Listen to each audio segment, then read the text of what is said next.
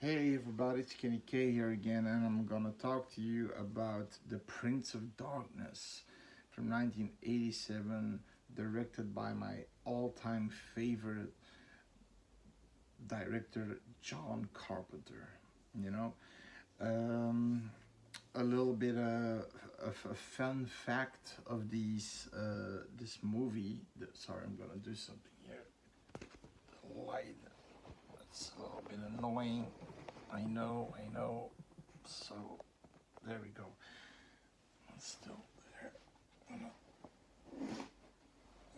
Okay. Better have it a little bit darker here. Okay. So a fun fact is that this movie was part of a trilogy called the Apocalypse trilogy. Like Dario Argento had a trilogy about witches, which started with Suspiria, and then the second one I saw that one half. I didn't thought it was super good, and the last one is horrible. There's even a scene where they throw a baby in the river from a bridge. It's a fucked up movie. But here you had the Apocalypse trilogy, which the first one is the Thing, an alien trying to basically conquer Earth. Then after this one, you had the last one, In the Mouth of Madness, where this book or this book, it's still a weird story. I still am kind of digging out what what really happened. I know that this book, people that read it or seen it on the motion television movie that they made, they become crazy. They become crazy. They start to bleed out of their eyes, and they have these weird eyes. So basically, a book is destroying the world. People become maniacs, and that's what happens. Now, in this one, it's the devil, the old devil himself, that wants to come back. But this movie, and I'm gonna keep it a little bit more simple because this movie, uh, Carpenter did a great job in creating this movie extremely extremely elaborate, that he used these scientists but with the fancy words like tachyon beams and good molecules and and bad molecules and whatever. Oh Jesus, all these. Then biophysics or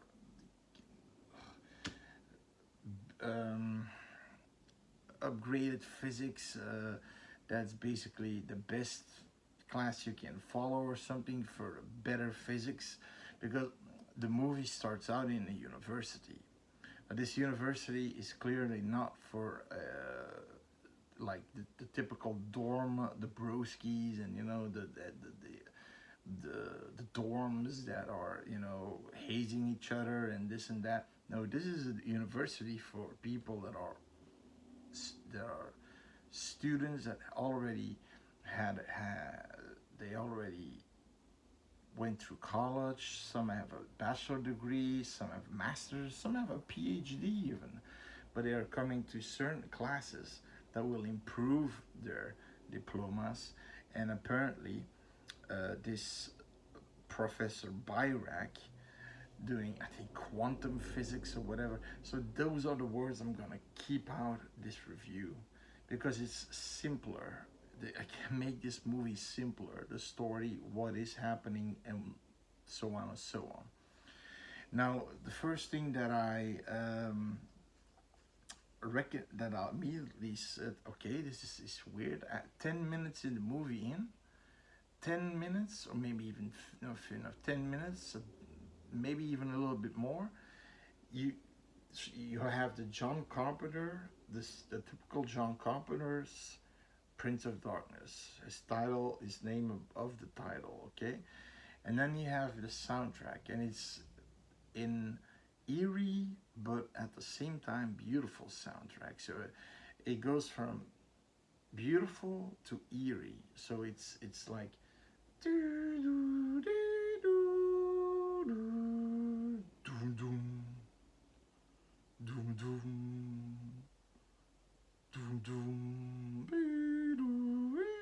So constantly even overlaying the professor when he's teaching his class. It's 10 minutes long in the movie. That's something that I never seen before. And in the meantime, you see the Professor Byrak teaching his class. You see Donald Pleasance. He's a priest in this one, and he does a fairly good job. And he's going to this church. Apparently, it's called the Brotherhood of Sleep.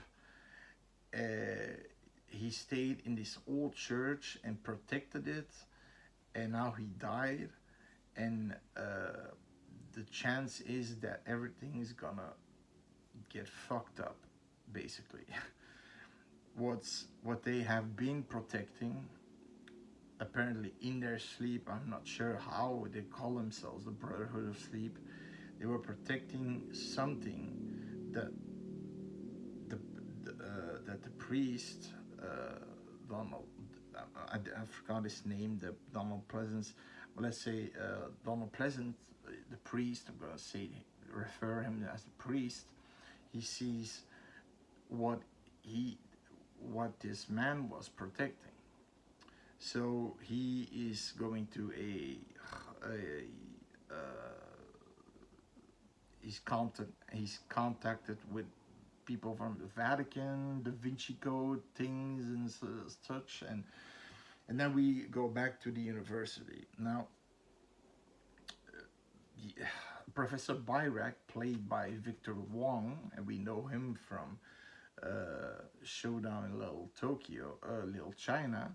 You also have Dennis Dunn, who is also in Showdown in Little China. But there he could do karate, and I remember in an interview he said, I did some lessons, but I wasn't good at it. But he didn't need to be, just do a cool kick or something, and they made it cool. They just, it's carpenters' work of making camera angles which made it look cool, you know. And here you're gonna have, in this movie, you're gonna have a few of those camera angles that again make it cool, make it creepy, make it tense, build up atmosphere. He's really good at this. Now, so Victor Wong plays Professor Byrak. Dennis Dunn plays a student called Walter. Then you have, I never heard of her, Lisa Blonde, who plays Catherine. And then Jameson Parker, you'll recognize him when you see him. I can't really pick something that I know him from, but he plays Brian. And Catherine and Brian are gonna be sort of a love interest, but he's he's sort of creepy about it. He's constantly following her when we still hear that soundtrack. And at some point when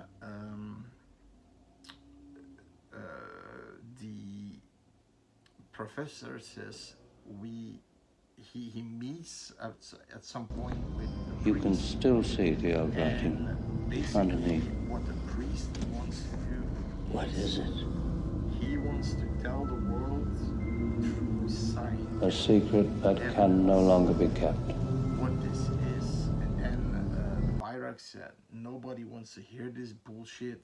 You kept it locked away for 2,000 years. Why not lock it away from again for 2,000 years? He said, it isn't that simple. It is too late. You have to help me. And then eventually a bunch of scientists are basically contacted from different areas, skills like the physics, and then the quantum physics or whatever, interpreters, X-ray departments, multiple. There are even a few guys there that I really don't know what they were doing, and few women, I really don't know what they were doing. So it does get confusing at some point, because there are a lot of people at some point in that church, about plus 10 people, and then the Professor Byrak, and then of course the priest. It's a real confusing movie at some point, with all their science mumbo jumbo. And I'm not saying I don't want to talk about it, because there's like a word like tachyon beams. I never heard of that shit, and maybe I'm stupid. I'm not saying my viewers are stupid, but I am stupid with these kind of physics, but I don't know anything about that. Um, and words like tachyon beams and such. That's it is actually the movie didn't need it. It's basically science versus belief. Belief is, of course, that God created man with Play-Doh. Let's give him a nose, or let's give him that dick. Okay, basically. Now, science said we evolved from tadpoles to a human being, and monkey, and then a human being, right? Caveman and such, and so on and so on. Now, the scientists basically have to go to these kind of have to be non-skeptics, and basically go for this project and give their put their work in it. Now, before everybody goes to that church, like I said, um, the Brian guy, this Brian Marsh is his name, and he has a thing for Catherine. Okay, and eventually, when the professor says, "Make your weekend free," we're gonna be on a study weekend. We're gonna sleep there, and Walter, he's the comedic relief in this movie, but it didn't really work for me. And but okay, he was a comedian. He was, "Oh no, no, I had serious plans. I had a date, and I want to go." And we went to go to a new Chinese place. No, no, no, no. And then eventually he acts like a child at that moment. And then this is the occasion that Brian takes to talk with Catherine. Now they're sitting outside, and he's always playing with cards, with a card, playing cards, and he's trying to bend it, and he's explaining things that the universe isn't. That's, like I said, that's the things that I really did not like. So he's bending this thing, and he wants to do a magic trick, but it doesn't work. At some point in the movie, it does work. That he does this, and then gone. The card is gone. But he's talking with Catherine, and for some reason, he's saying a really sexist word against her, and she says that's pretty sexist. And then he says he says a beloved, a known sexist and proud, and a proud one. And she says, "Okay, I think I better go." And hey, it's just kidding. Why do you make such a stupid joke on the first time with the girl that you like, saying that you're a fucking sexist, right? But okay, he eventually says, What happened? let's do a do-over. You want to have dinner You and talk about numbers, you get physics. romantic, you talk Okay, they have people, you dinner clam and up. this and that. And then at some point, you have coffee again. Just a little And miscue, after that's the all. coffee, it ends in bed. So they're gonna do some physics in bed. So we have this two. These are the love connections of the movie. Um,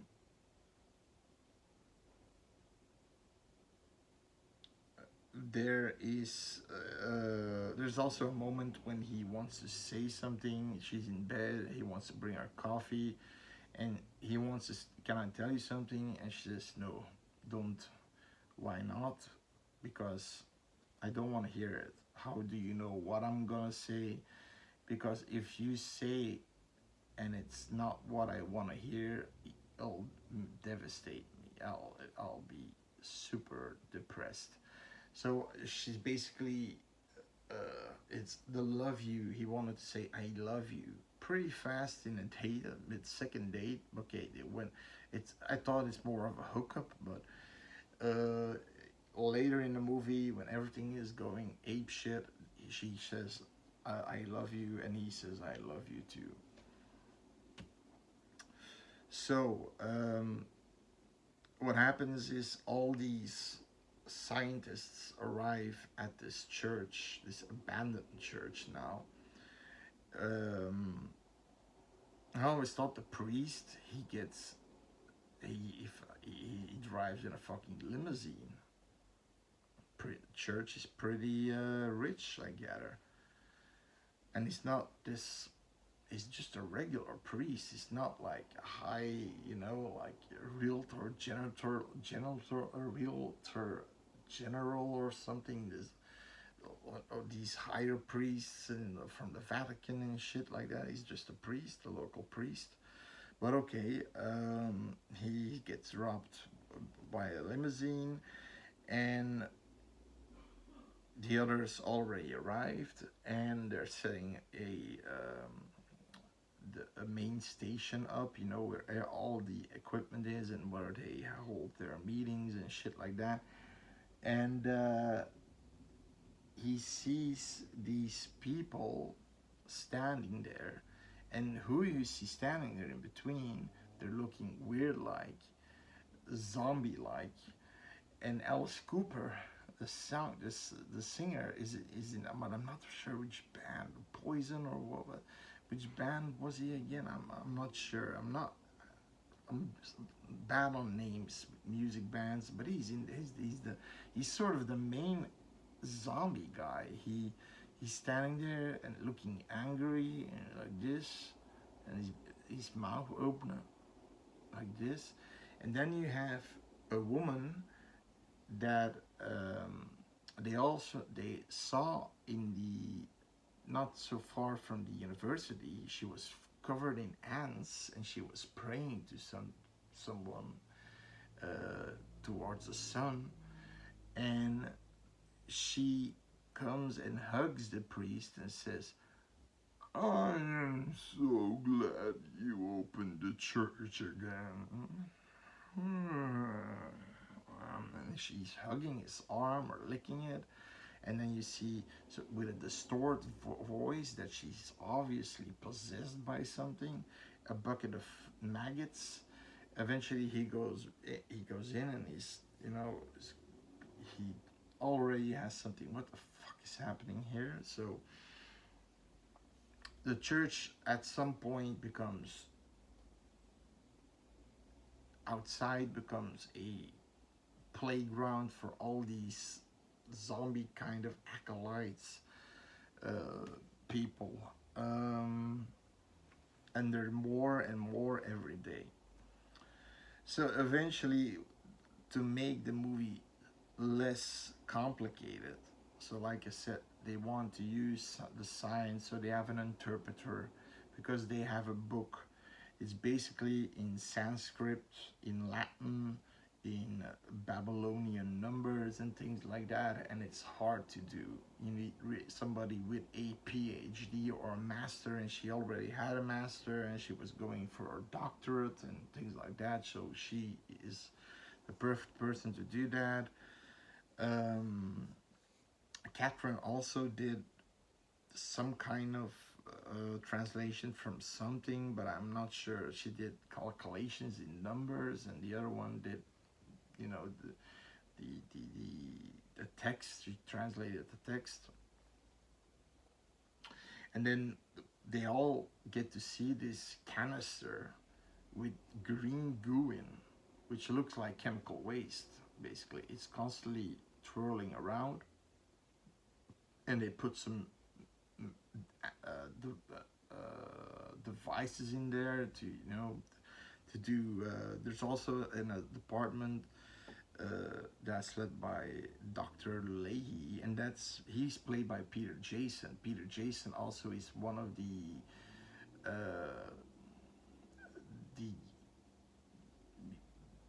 he Carpenter uses him usually for smaller roles, but he plays a bigger role here. He's basically, I think that he and his students. I think Lomax is a student of him. He's an asshole and a pervert.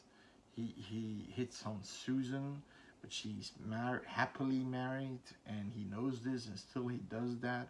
And then there's a guy with glasses, a little bit of geek, and they do, apparently they make X-rays of the container, sees what's in there, and apparently there's a locking mechanism that can only be opened from the inside and not from the outside, and that's what these people do. So like I said, and then there's this black guy, I'm not sure what he did, and then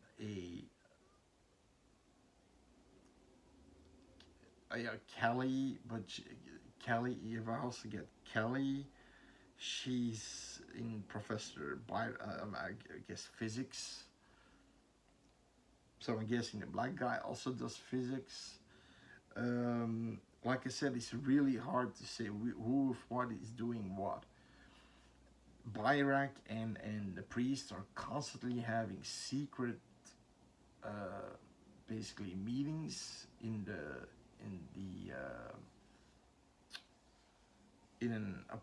a room that's not in the main room where everybody holds meetings, and occasionally they hold a meeting, but Byrak is basically what the priest says, this thing is not human, this thing is the devil himself, we need to destroy it. And then Byrak says, but how? And then we got to stem the evil root out of the ground, and priest talk, right? Again, with also molecules and this and this and that, and eventually people start to wonder, what are we doing here, these scientists? What is our role? What are we supposed to, what is this, what, and the glasses guy, at some point he needs to go home because he has to cover for Dr. Leahy and do a class for him, get some extra credits. He goes home and he sees a crucified pigeon, and he says, what the hell? Then he sees Alice Cooper coming towards him, and he takes this half of a bicycle with one wheel on it, one tire on it, and I believe the seat, and then a piece of the frame, the tubing, the hollow metal tubing, and he's going towards him like this, and then he wants to go back, but the entrance is now blocked by a bunch of these acolytes, and they're going slowly towards him, and he's slowly, and the glasses guy is slowly going backwards, not watching who's.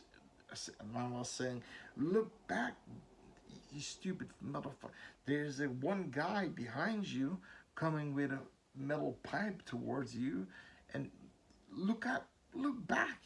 And then he looks back, and of course, Alice Cooper with that face from,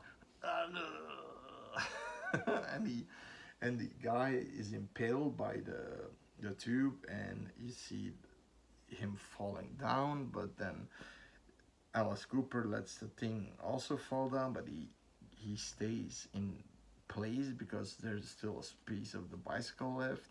The things that hold the bicycle, you know, that you the the the pieces that when you want to park your bicycle are still on there, and so he's sitting there, blood coming out of his mouth. It's a cool kill. It's a cool kill, and especially coming from Alice Cooper with that face. He really gave it his all. Yeah. So that's the first fatality that happens. Now, what also happens is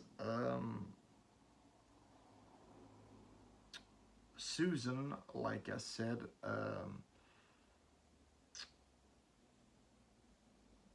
she no before Kelly and I believe Susan are there in the on looking at the and working on the X-raying the machine, and you know they're on the container. This old, it's an old piece of the church, and with all these crosses, hundreds of crosses and lights, candle lights all on, and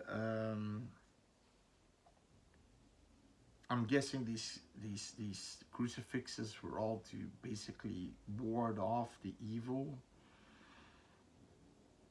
and that's what that priest that lived there but died from the Brotherhood of Sleep did. Kelly, she's kind of scared and she bumps against one of their devices. Oh, are you okay? Yeah. I'm going upstairs. Okay, Susan says. Now, at one, this happens, a massive jolt from energy, which Brian sees on this, you know, telemonitor or something, you know, and it goes like this, and the machine opens up, spews all the. First, it does a telekinetic move. It moves a piece of machinery, and then it opens the lid off and spews all a piece at least from the green goo to the ceiling, and Susan's looking like, oh, and then the goo goes in her and she's basically possessed now, working for what's in that container.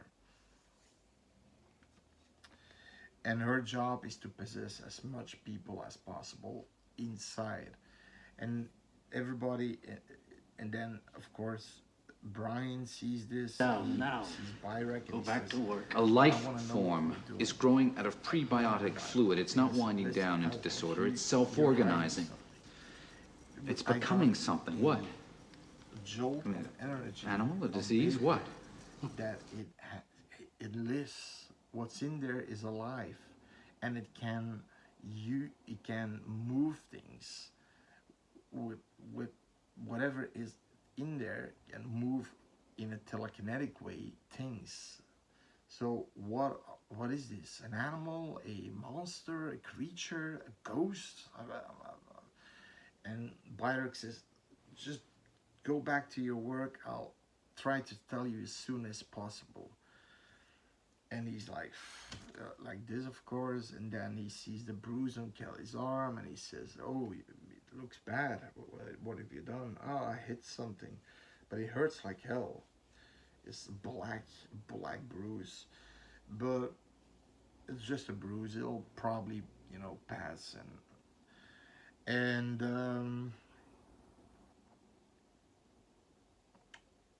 then the translator comes to tell what she already learns through the book, that apparently the story is, like I said, it's a far-fetched story. John Carpenter really went deep in this one, really made it complicated, but really maybe in a good way for some, maybe in a bad way for some, because there is tension building. Like I said, this guy gets killed, and all these everybody's looking through the window and they still see these vagrants all coming closer and closer around the church. I mean, they're cut off. So basically, like in the thing, they're cut off in the Antarctics. In the Mouth of Madness, they're cut off in this little fictional town. And here they're cut off. They can't get out of the church because they're vagrants that are dangerous. Okay, so they don't have any, there's no phone. It's the church. It's a medieval church, basically. And of course, cell phones weren't exist. If cell phones existed back then, it's because of the church in the city environment, you could call the police, but not that bullshit of, oh, in the found footage, oh, I don't have any bars. No, in this case, you should have bars because it's in the middle of a fucking city. I think Los Angeles or something, so.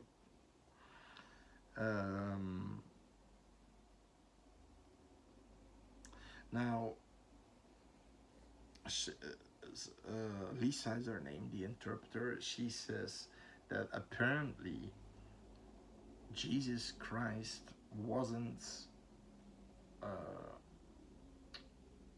and God weren't humans, but aliens. But aliens looking like humans because they had a humanoid figure. And Satan was also an alien, and they had multiple gods. And Satan was the evil one, of course. And they went to Earth and they wanted to kill him. And they basically succeeded in a way that they sort of they banned him into a sort of netherworld, like in limbo, basically. He's in limbo, but he can still be saved because he had a canister, the green canister, and his son is in there. The Antichrist is in there. So what Susan now, so that's what Lisa is saying. And after that, there's this cool scene that Lomax is saying, I'm getting the fuck out of here. Who believes this shit? And the black guy and another guy, I think for the physics class, they're saying, you have to stay. We're really onto something here. You gotta stay. No, I'm not going in there. It's stupid. And then you do what you want. We're going back. Then he looks back. He sees a line of all these vagrants, but they're staying back. And then he yells to the two guys that go back in the church. This is pure Kafka. What the fuck is Kafka? What does that mean? If somebody knows what Kafka means, put it in the commentary because I never heard of it. Probably a word like, it means like fucked up or shitty or bullshit or whatever. And then you have this scene, Susan comes out of the building, the possessed Susan, and these bugs are all coming from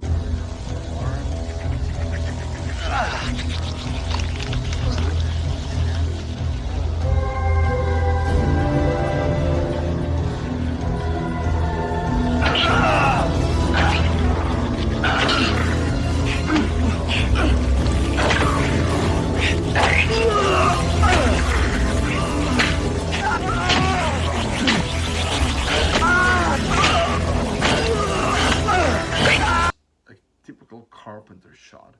White screen, you see a shadowy figure going very fast.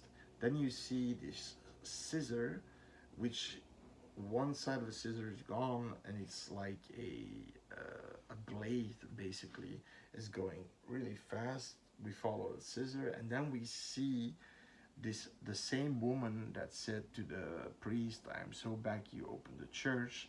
She's running, and you hear it like tuk, tuk, tuk, tuk, tuk, tuk, and the screen goes narrower and narrower, and eventually she goes on down on him. She slashes him multiple times in the neck, in the 30-40 times he gets slashed to bits. This she didn't hold back. She didn't hold back.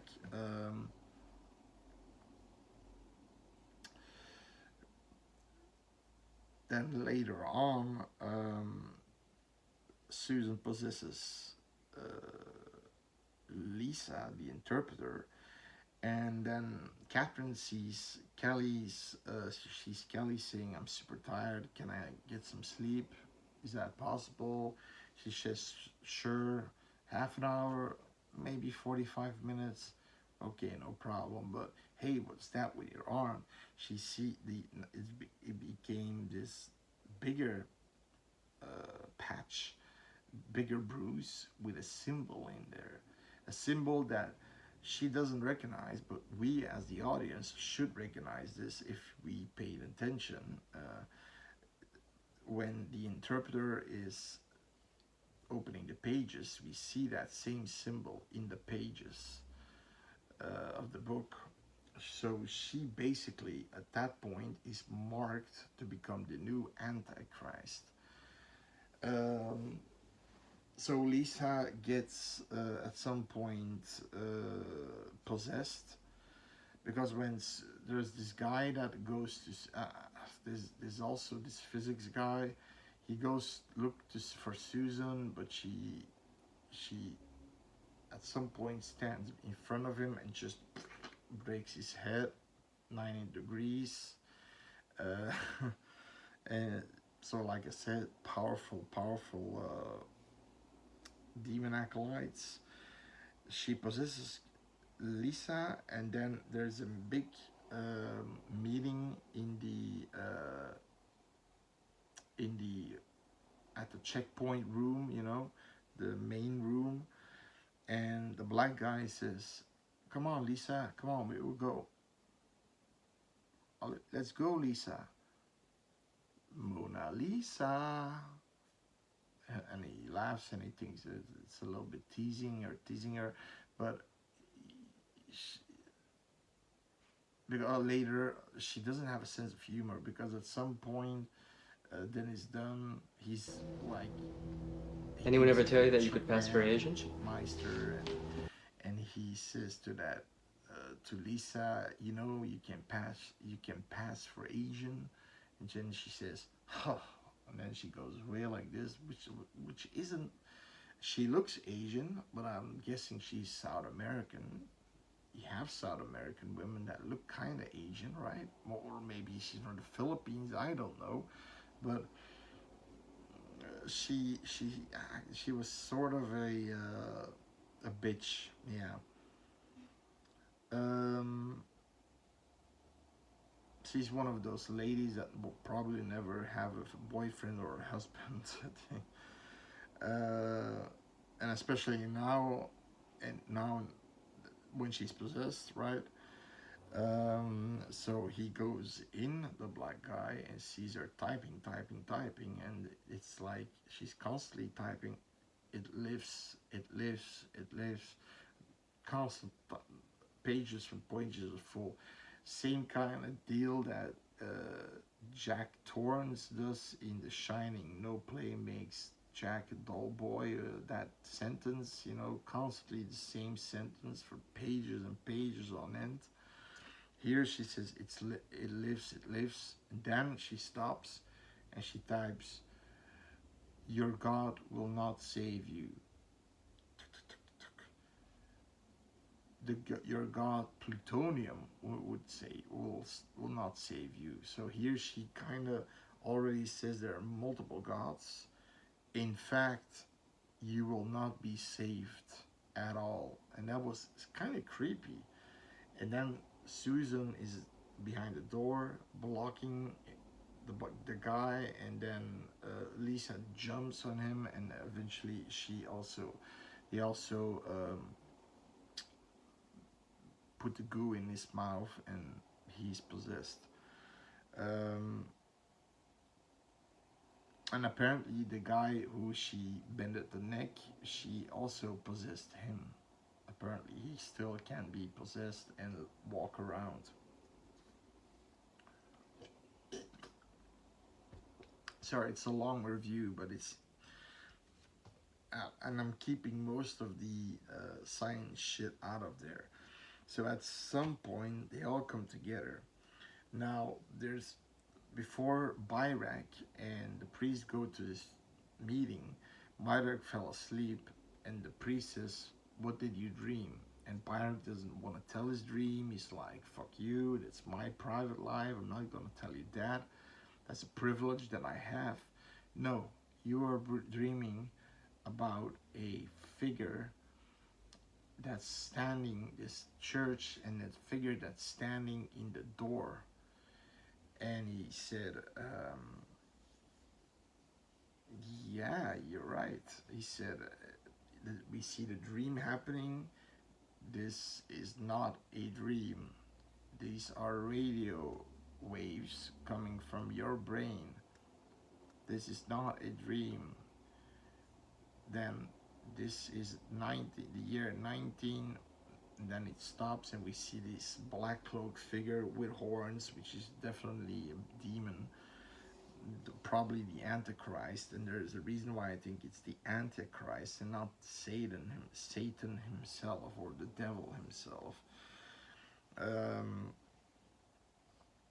They all have the same dream. Every time they have the dream goes longer and longer and longer. When they really see that's a demon that's standing there in the door, basically a premonition of the future, that if they not succeed in destroying this canister of goo, they are gonna be left. That will be the start of the apocalypse, that the demon comes out of the church and start making some tough ass acolytes, right? Demon acolytes. Now they're having this meeting. They're telling about that sleep like it's a pre-recorded message that everybody has. And then you get a creepy scene, a creepy scene. Then everything starts to go apeshit. You hear, "Hello, hello." I can make that voice. I can create that voice by talking in a fan, a fan that keeps you cool. "Hello, hello. I want to say something. Hello." And then they see Lomax, but really fucked up. Like, yes, his face is pieces off, and one black eye. He looks creepy as shit, and all bugs in his shirt. He says, "Pray for death," and then he falls apart, which is creepy, which was really creepy and really well done. And then you see the black guy coming from the stairs singing Amazing Grace. He's possessed, but for some reason he doesn't want to attack anybody. He's when he's singing, he's crying at the same time and sweating like a pig, and he's laughing. He's doing like Amazing Grace, and then he takes this piece of wood with a sharp edge and he plunges it in his neck. It's like he was still kind of conscious and wanted to kill himself, but they intervene and take that thing out. He luckily didn't nick a main artery or something, so they patch him up. But then he goes up and he's gone again, and he's going through the rooms, and the Byrak says to Walter, that is Dunn's character, "Go and get Kelly and Lisa and Susan, because I think they're sleeping." So he's going to their bedrooms, and then at some point, Susan isn't there. She sees Kelly on the bed, and then you see Lisa and Susan closing the room, and they're coming towards him, and he quickly hides in this big closet, but a closet like you really can. It's like 4 on 4. I mean, it's a big. It's not a closet, but it's more like it had this small window. It looked like a confession booth or something like that, you know. But at some point, they he he's the rest of the group sees they see Leahy's coming out of the room, and the guy with the broken neck, he spews goo in his mouth. He's becoming a possessed guy. They all start to see this. They are all spreading out basically.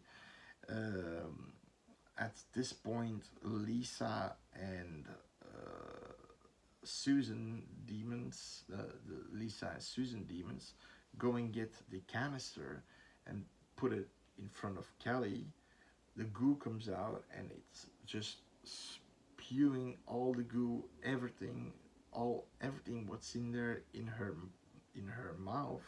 You see her stomach blowing up like a balloon, and then Walter is privy to see this all, you know, and the rest is in the room next to them.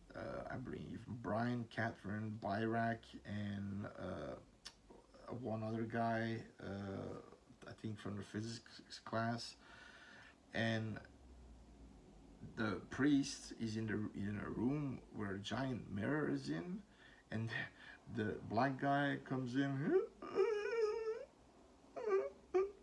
looking at his reflection in the window, and meantime the priest is doing this. He's talking in Latin from a Bible, basically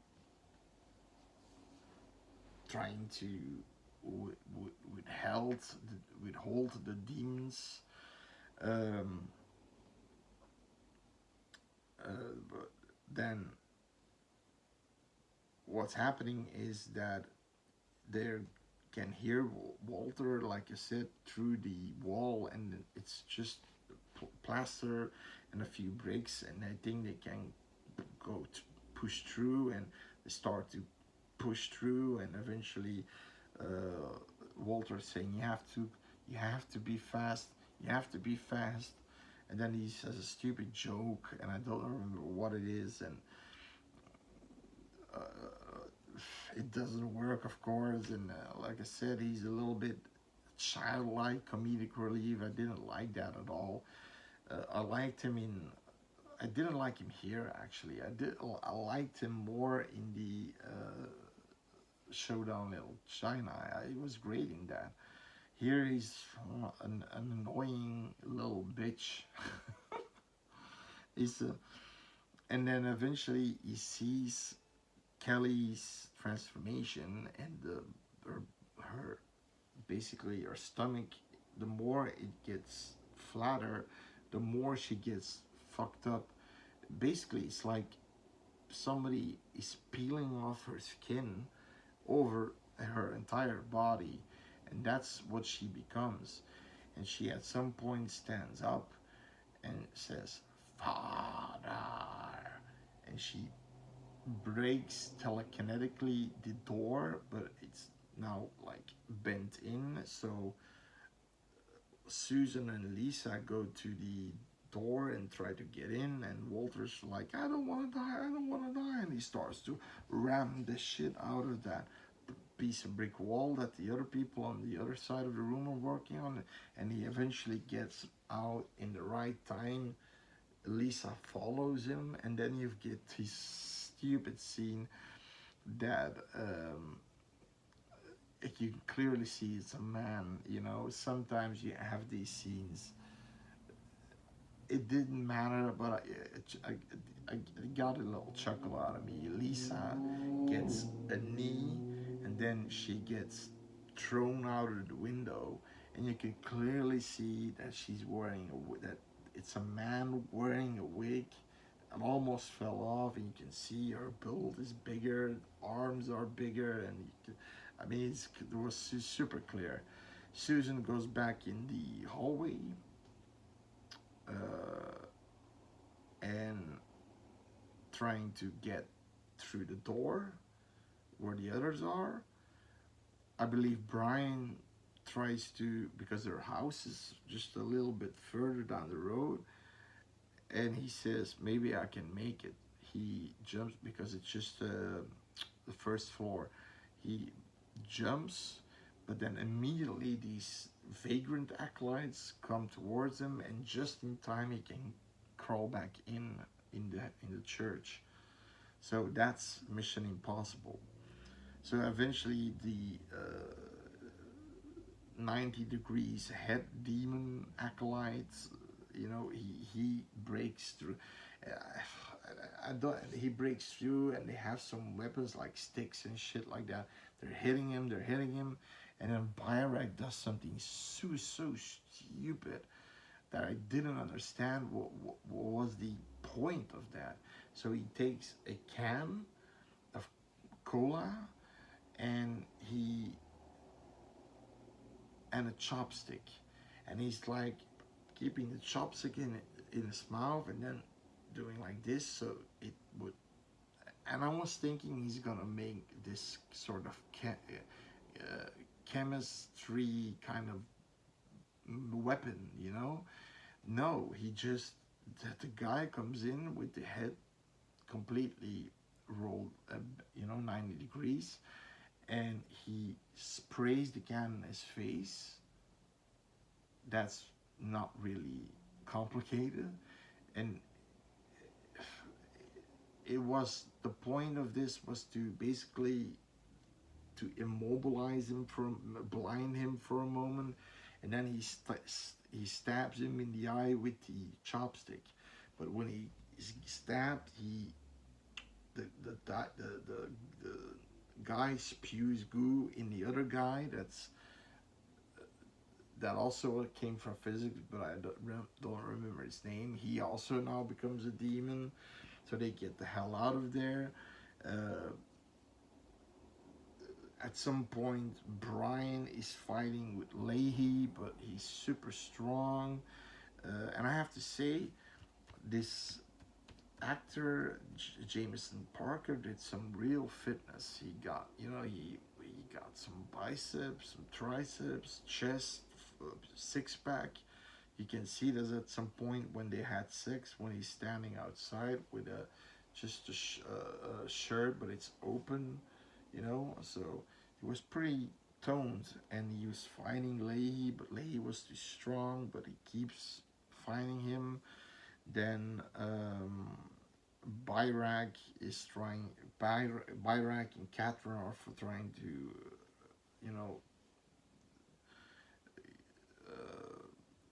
trying to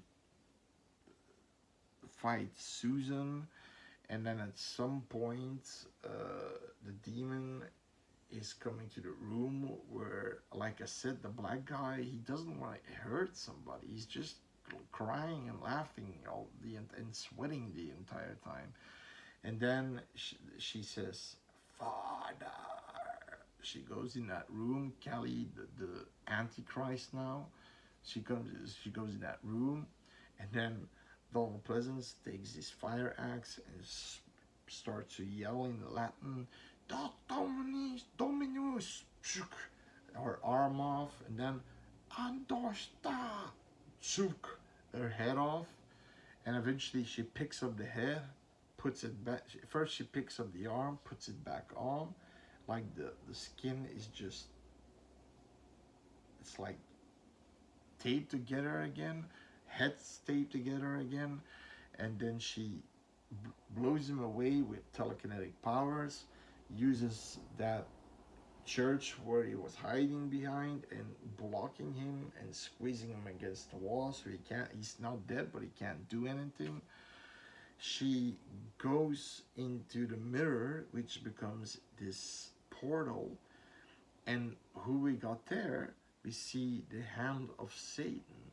Now the hand of Satan, and that's what I meant with that. That's not the person in that. In that, it's probably it would be Kelly, but transformed into a demon, a full-fledged demon with horns and shit like that.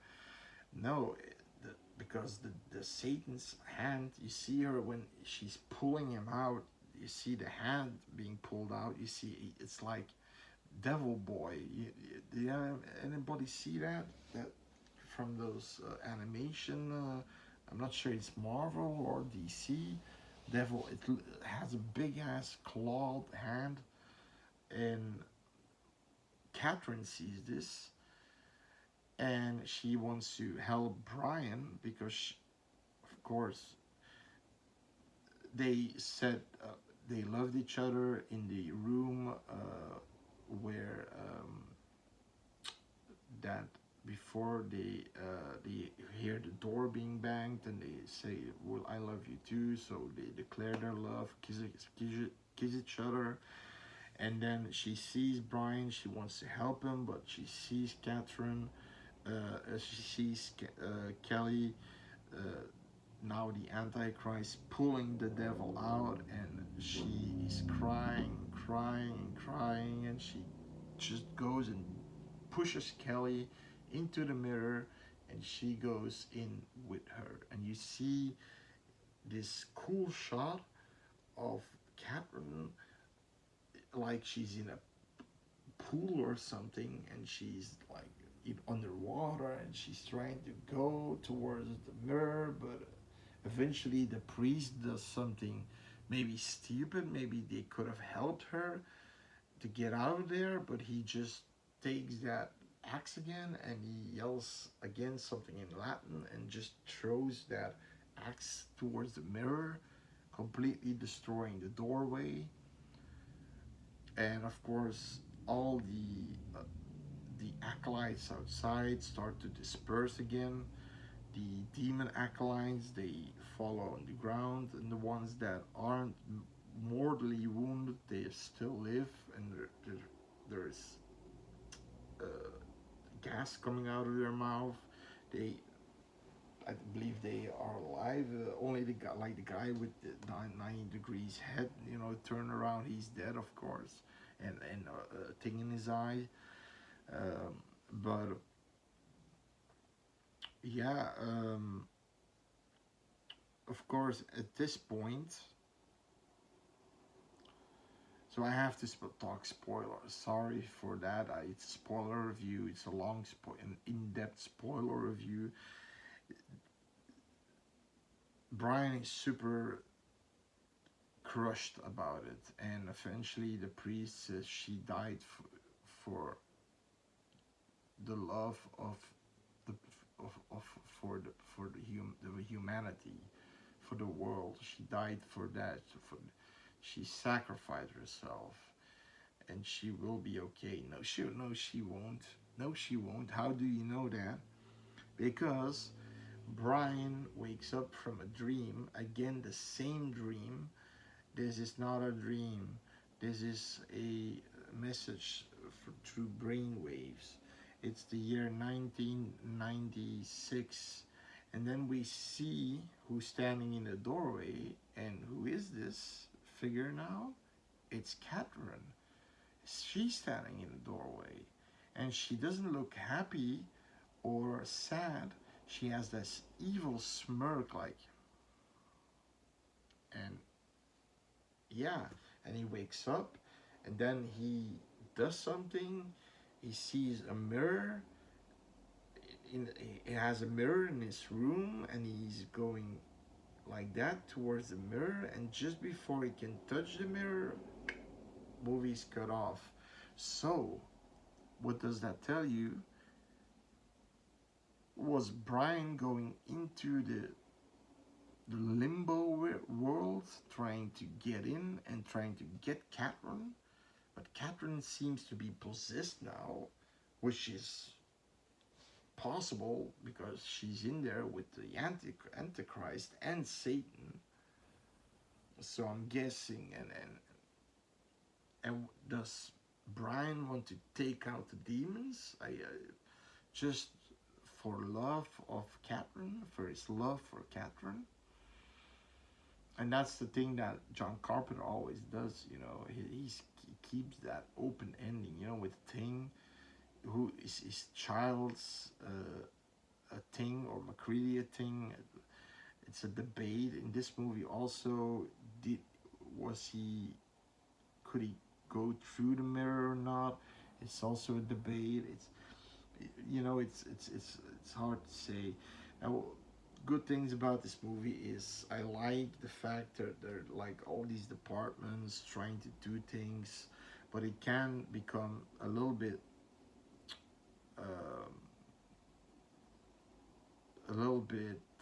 confusing what everybody is doing, but they all are doing, if you just think about it, they're all doing the same thing. They're trying to figure out what's in there, right?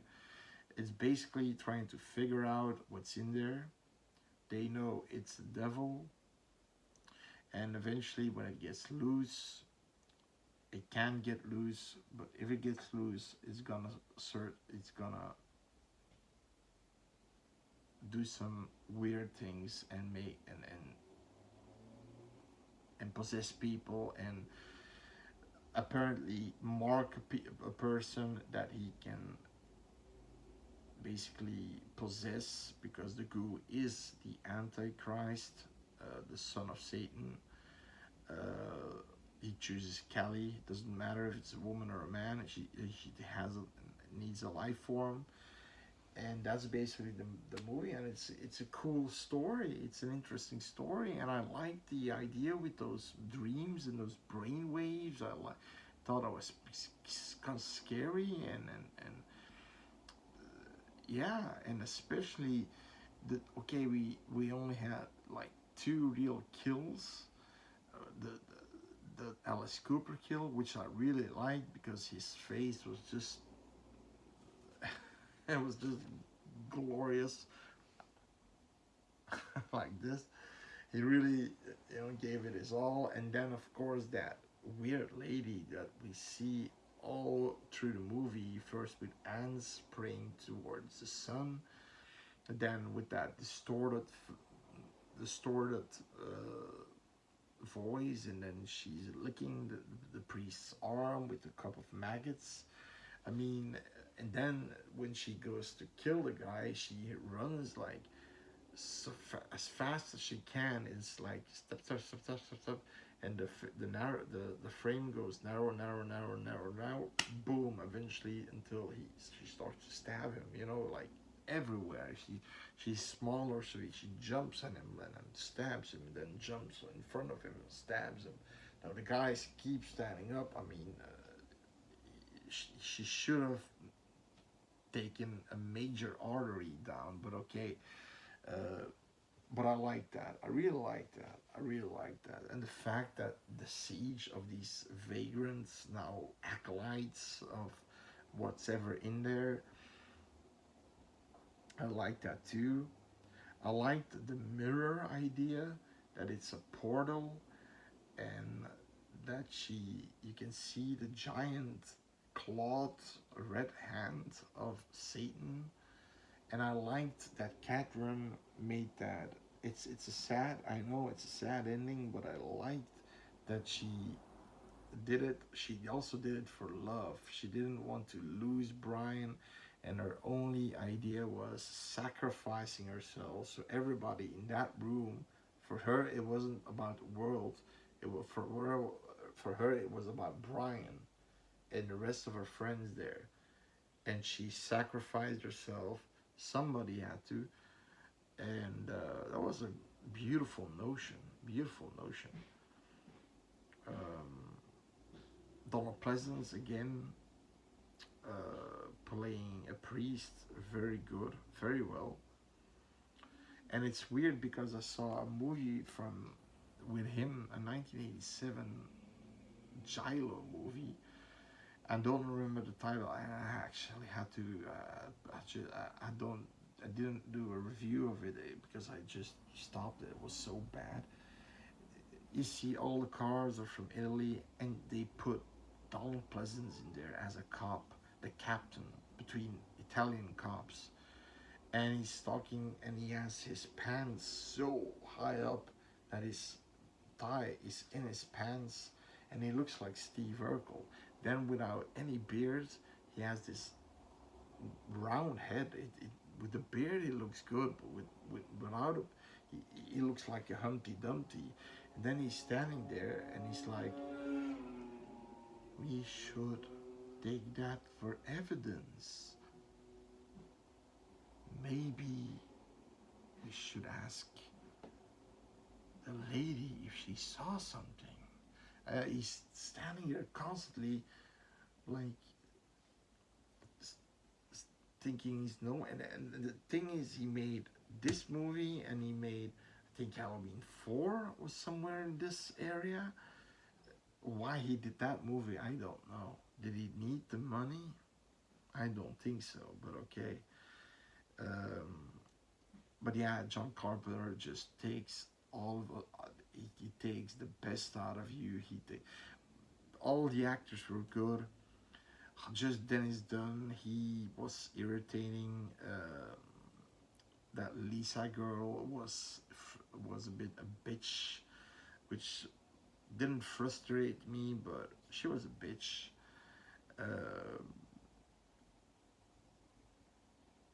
And the rest were good. Victor Wong, Peter Jason. Even I like John Cooper. Now it gets a 6.7 on IMDb, which is a good score, but it gets a 7 from me. From the apocalyptic movies, this is probably it's second favorite, because The Mouth of Madness gets 6.5 and The Thing gets a 9.5, but sometimes I actually want to give it a 10 out of 10. Same with Halloween. These are my two favorite horror movies, but they're completely different. And one is completely different in atmosphere and tension, and the other one is also different in atmosphere and tension. That's a hard case to really put it depends. Sometimes I put The Thing over it, sometimes I put Halloween over it, but in my opinion, it's like this. So the bad things, like I said, is the extreme use of these scientific words, and these talking about the universe, talking about like I said, those, because everybody had that dream. He said tachyon beams, maybe. What is that? I mean, now somebody who knows this would get a joy out of this, but somebody who doesn't know this is like standing there, what the hell are they talking about? And it does get you out of the story a little bit. It does sort of get you out of the story, because sometimes they do it there's a point in the middle of the movie that they're doing that a lot. In the beginning, it's like, figuring things out. In the end, it's apeshit time. Everybody has to defend themselves. And in the middle, you have this moment when they're trying to sort of figure it out, and they're using these words, and so that's the only negative I had, that it just had that mumbo jumbo talk that I didn't understand. But now I mean, it doesn't bother me. It did bother me in the beginning, but nowadays it doesn't bother me. I take this movie for what it is. It's just the demon in a jar, and they want to use scientists because they're gonna believe scientists and tell it to the world, so other priests believe them too, maybe, or other people believe them, and try to help them get rid of this thing. That's basically what it is. That's basically what the priest, Donald Pleasance, don't remember his name, sadly enough, wanted to do. So I would recommend this movie if you've never seen this one. It's a good one if you were a John Carpenter fan, or you like a well-told story about demons and the end of the world and science versus belief. Then watch this movie, subscribe, it's totally free, and let's have some fun with some other reviews. All right, see you later. Bye bye.